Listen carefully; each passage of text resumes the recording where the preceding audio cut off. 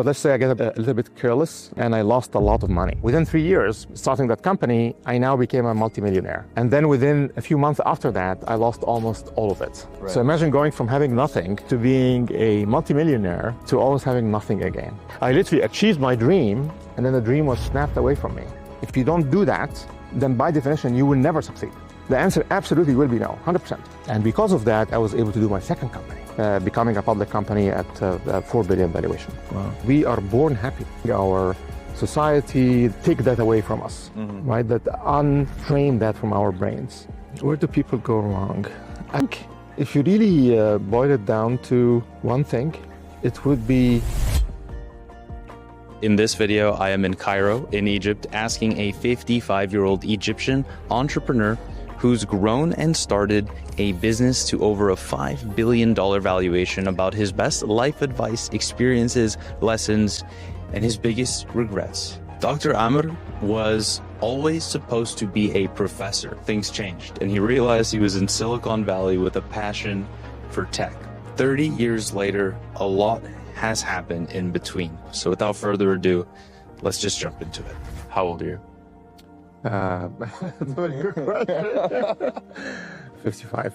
Would you say you feel your age, or younger, older? Yes, I feel my age, but I try to not let age be something that worries me in terms of my actions and stuff. What would you say you've done in your life to be 55 and to feel the way that you feel? That's a very good question. I would say first having very healthy, stable relationships, if you can. And not everybody is lucky to have that, but that makes a huge difference in your life. The wisdom to take care of your health as much as you can. We need to always be conscious and always be thinking that we are eating away at something that belongs to us, but also belongs to our future selves. Taking care of this vessel that we're in, and that is very, very important. And then the third thing is to continuously manage your psyche, obviously, yourself and your psyche and your expectations, making sure that you stay positive and stay happy. A lot of people get older and feel worse. Where do you think people go wrong in that case? Where do people go wrong? I think if you really boil it down to one thing, it would be forgetting that we are born happy. Like when you're a baby that came out into the world at the beginning, and even a young child, you're always happy. Like it takes a lot to make you like really sad, you know, like clinically depressed sad as a child. It would take a lot. So our default state is we're happy. I think it's because of our upbringing, our society, the way things work. You have to buy things to be happy. There's just so many things around us that take that away from us, right? That untrain that from our brains. And we need to be consciously putting it back. No, I'm by default happy, and it's only because society made me have this expectation that now I set for myself that goal, and now I'm starting to measure my happiness as a function of achieving that goal. When I was already happy, right? And then we let that eat at us. I think it's really, I think that's it. But the biggest thing that teaches us as humans is going through things and experiencing it. So I would not be surprised if you had not had a very hard event that happened to you, and you were able to work yourself through that. And that was very strong training for your body now. And more importantly for your brain, to tell your animal brain that is thinking is upset, that everything is okay. I always like to separate between my logical brain, which is the brain that allows us to have this very smart conversation, from our animal brain, which is our innate default neural network. The animal brain, unfortunately, you cannot talk to it. Unfortunately, right? So how do you calm an animal? Like, how do you calm your dog if your dog is upset? The thing that came to my mind was sedating the dog. And that's what society is treating us here, right? If you apply that to society, people are finding sedations, whatever form that might be, That'll be drugs or antidepressants. So yeah, right, you're right. So the first thing that you need to do is move. Move. Like move your body? Yes. Okay. The animal brain It's nervous system. It's the entire nervous system throughout your body. The only thing it understands is very raw signals like that. So when you start moving, same thing, if you take the dog and now go for the dog on a walk, you'll see the dog will calm down right away. Right. As soon as you start moving, that for some reason, and you're walking around and absorbing how things are around you, listening to the sounds, grounding yourself, right away the animal brain starts seeing the truth, right? You mentioned you need to go through somewhat of a challenging, dark period in order to understand these concepts. Yeah. If you don't mind sharing, was there a time for you where you... Many times. Many times. Right? So many times in life. But let's say I get a little bit careless in the stock market. And I lost a lot of money. Like I lost like a really big amount of money very quickly. And that hit me very hard. It made me think, oh, I'm a failure. I don't know what I'm doing. And it was really, and at that time I was married and I had 2 kids and so on. So I took it very, very hard on myself. But then that was maybe the biggest, most pivotal point in my life, because I was fortunate to have such an amazing support system around me, and I was able to come back from it. It became the thing that made me who I am today. Like I have a much more stronger threshold of tolerance because of that event. And forever, anybody in your audience right now that's going through a very hard, tough time like that, I want to tell them, this too shall pass. If I have another hard moment that happens, and oh my God, and I feel so bad, and I just remind myself, remember the darkest moment in your life? Do you remember how bad you felt back then when that happened? All the tears are gone.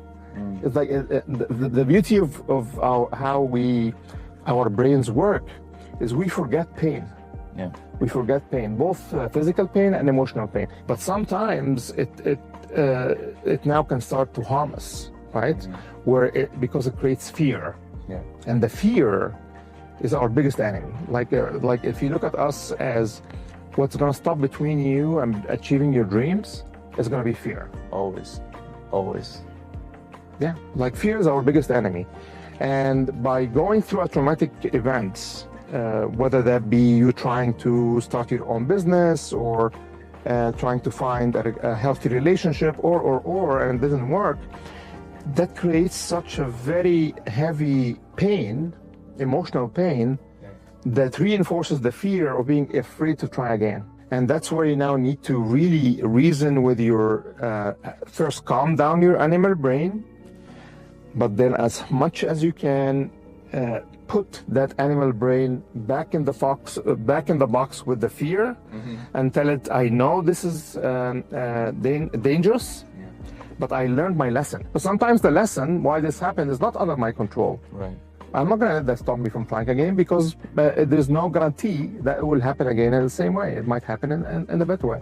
But unfortunately, it's really hard to do that. But as you talk to yourself over time, you get better and better at it. Yeah. Just a sec. If you don't want to forget any of the advice that you hear in this video or any of the other interviews on our channel, we put together a free newsletter and we send it out to you every single week that condenses these interviews into 5 life lessons that will help you live a longer, happier, and healthier life. You can join by scanning the QR code or clicking the link in the description. All right, back to the video. So the background and everything is a little misleading because we were in Cairo, in Egypt. Yes. You would think that we're definitely not in Cairo. What do we need to know about your childhood, about how you grew up to understand the person that you are today? I was very curious. Yeah. And then I was very lucky that my parents, my mom and dad, both of them, they really nurtured that curiosity in me. They did not try to, go back and study your math, go back and study your history. No, if they find me curious about something, they reinforce it. They actually get me more of it. And so I was very curious about computers, which nobody was teaching computers back then. This was like 40 years ago. We're talking 40 years ago now, or even longer. And they would buy things from me and take me places and just support me in terms of pursuing the thing I'm passionate about. Yeah. And that's what I'm doing with my kids as well. And that's my advice to any parent right now is like, your biggest power in life when you're in charge of this amazing new thing called a kid that you had, is to guide them to find their passion and lock on it. Like you just locked on this right now. This is your passion and you love it. Yeah. Because once you lock in your passion, it's not a job anymore. So that's my that's the kind of the key thing that I would be thankful to both of my parents for, is that they reinforced that in me and guided my curiosity in the right way. Okay, so we were doing research about you, and there's an article from Forbes about you from 2016. I'm sure you're very well aware of it, but the title of the article is, "Did a ride from an airport lead to an immigrant's $4 billion company?" For someone who has no clue what you do, who you are, what you've been through, what does that mean? My dad kept telling me, when you grow up, you should be a professor like me. So he was choosing my career for me. It got reinforced through my childhood as I was growing, so that was it. So my dream in life, the goal I'm gonna achieve, was to be a professor. So I left Egypt in 1995, went to the US. I went there to get my PhD, and I was lucky to be accepted at Stanford, and that was the beginning of the change of, I'm not going to be a professor. That was not my calling. Right. Not my dad's calling, and he put that calling on top of me. No, I have a different calling, and that calling is to be an entrepreneur. That first ride from the airport was a pivotal ride still, because going from the San Francisco airport to Stanford, I got to see a number of the key companies that I've been hearing about all my life, but I never see. So to see it with your own eyes, that now makes it more, that it's not just a story anymore. It's not like an abstract concept. It becomes physical, and your brain, of course, now resonates a lot more stronger to physical. So I think that was the beginning of it. And then Stanford itself is an amazing entrepreneurial school. Like from day one, when you step onto the school, they will spend effort to teach you how you can turn your idea into a company. They invite entrepreneurs that succeeded or failed, both, because we don't look at failing as failure. Failing is not failure, as I said. Failing means I tried, I could not achieve. I'm not going to let that make me unhappy. I'm going to learn my lesson. I'm going to try again, right? So it's very important to always remind yourself and never let failing equal failure. That would be your brain now killing your dreams. So they give you all of that teaching, and right away seeing these other entrepreneurs come in and talk to you, that was it. Like for me, that was it. Like as soon as I seeing that story over and over again, it's like, wow, I didn't know you could do that. I didn't know that was like a potential career path, or that's like the only thing I thought was possible was to be a professor at a university. That was it. So that's the first half, the airport ride, and then I guess Cloudera is your... Yeah, so yeah, how did that translate into wealth? The rest of the question. Yeah.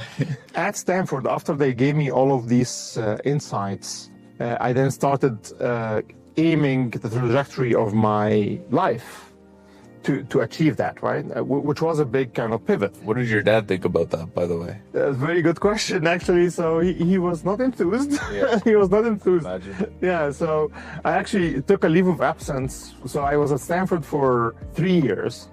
And then the third year, that's when I took a leave of absence to start my first company. I didn't finish my PhD, and I started my first company. And yeah, my dad was fuming. Yeah. He was like, he was very upset. Yeah, very upset, and I tried to talk to him and calm him down. It's like, yeah, it's my dream. I need to do what's right for me, and this is where. And eventually, he understood. Yeah. So eventually, he understood. And my first startup was acquired by Yahoo a few months later. So the company was 1 year old. We were 5 people, and we got acquired for $9 million, which was amazing for my first company. And I couldn't even believe myself at that time. When I went to the US, I only had like a few $1,000s, like maybe $2,000 in my pocket. Within 3 years, starting that company, I now became a multimillionaire. And then within a few months after that, I lost almost all of it because the stock market collapsed. Right. So imagine going from having nothing to being a multimillionaire to almost having nothing again.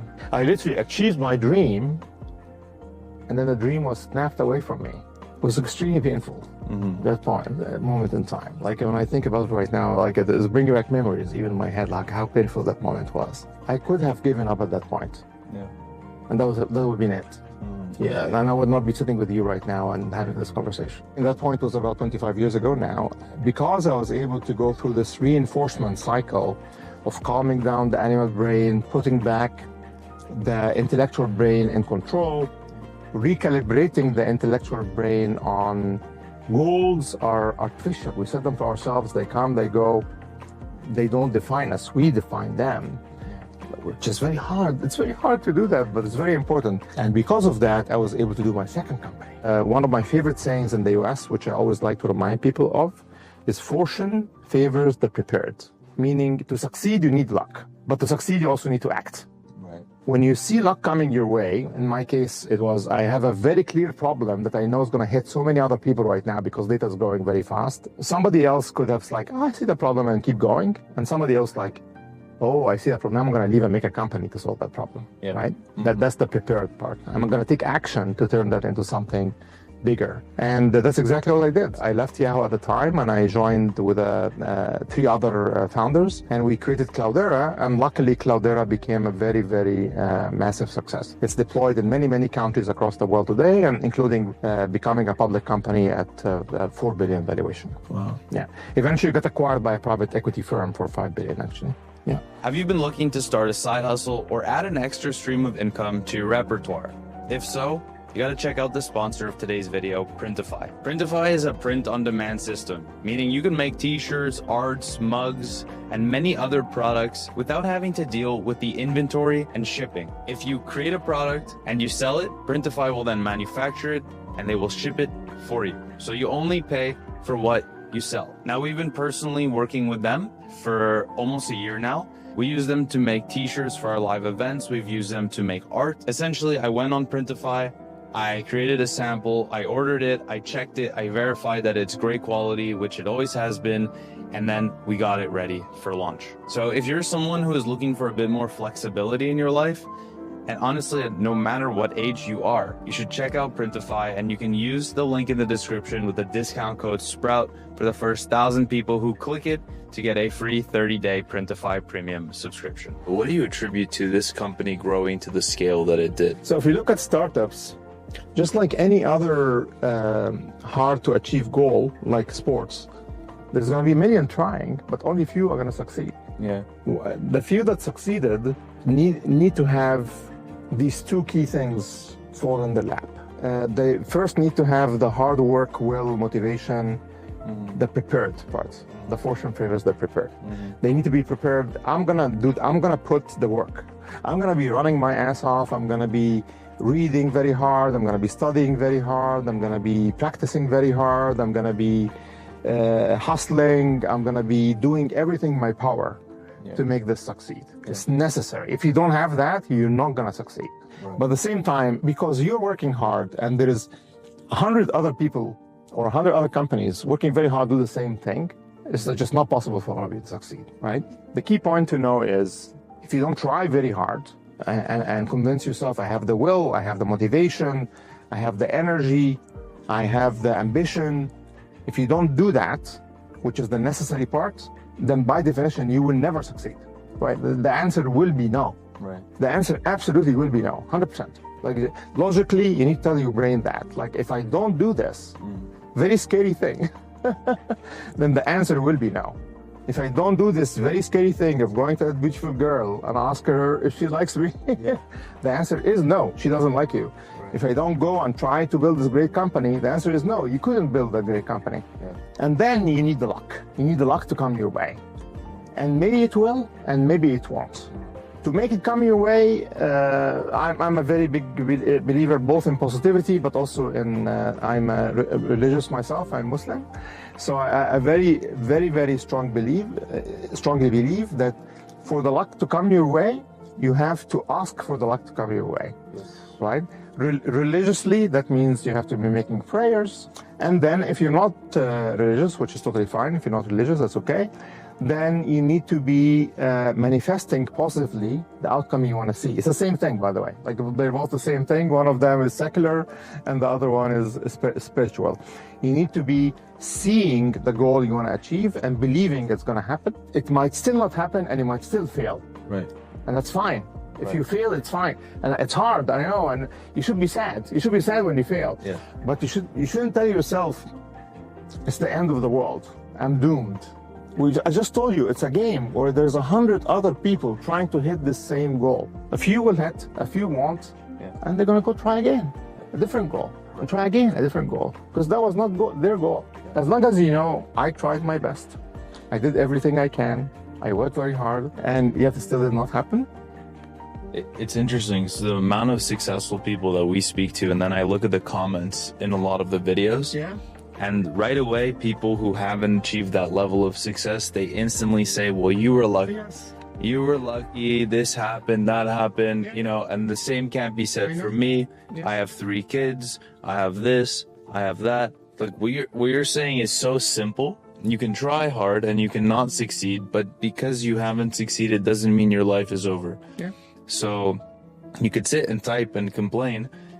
But really, the people who did get successful, they might have been like you at that point, and then they kept trying, and then they were successful. Some hit it right away. Yeah. Some takes their whole life to hit it. Yeah. But and some might never hit it, which is also never. okay. Right. Because you have to tell yourself, which is the Stoic part, but also in Islam we have the same thing, which is in Maktub. Yani our journey is written.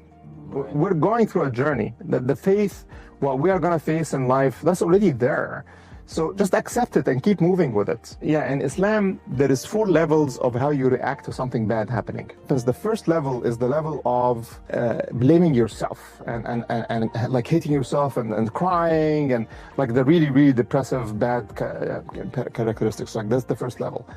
That level is sinful. The Quran, the religion tries to tell you, don't do that. Like that's bad for you. Like it's trying to tell your animal brain, don't do that one. Like the second level, which is the level that most people should be able to do and achieve, is the patience level. Like, be patient, be sad, but don't let the sadness become paralysis. Right. Third level is acceptance.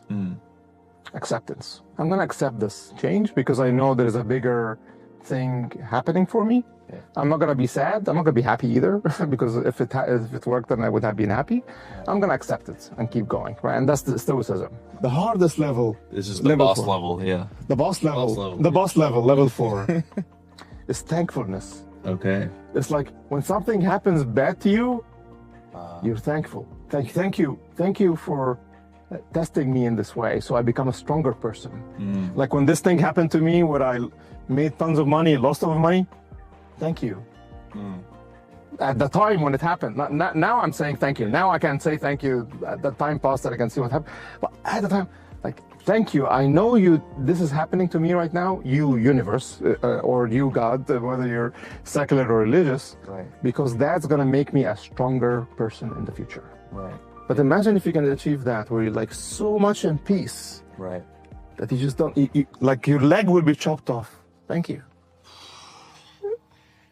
Maybe the next life for me. I don't know. Yeah, if you chop my leg off, I'm not saying thank you. I don't know about you, but I'm pretty mad about that one.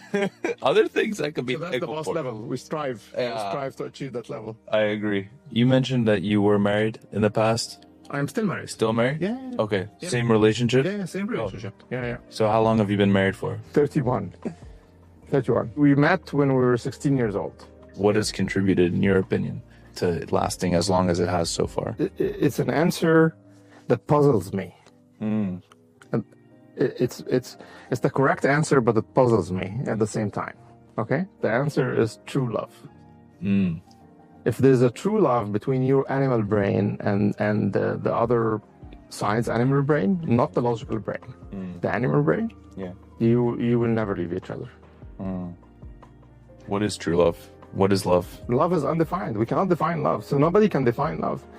Unfortunately, it is like God. It is a metaphysical concept, right? Is that when we are with this soulmate, which also is a metaphysical term, then the neural networks kind of speak to each other in a way that calms you down. Yeah. Not your brain, not your language, not your words. It's your presence. If you have that, no matter the fight you're gonna have, no matter the trouble you're gonna have, you're gonna overcome everything in front of you. If you were to advise to someone who's not married, they want to get to where you are. Yeah. What would you say? You have to work for it. Don't expect it to just happen. Right. Don't expect, I'll just sit there and my soulmate will appear. Right. No. Go there, meet people, talk with them, put yourself out there. Don't be shy to ask the question, even if the answer is no. So I did ask you to put a piece of advice down on this journal. Yeah. Can you read it out for me and then just say why that's what you chose to write? What I wrote here is change is constant. But we fear change, but we need to recognize that change will happen whether we like it or not. Yeah.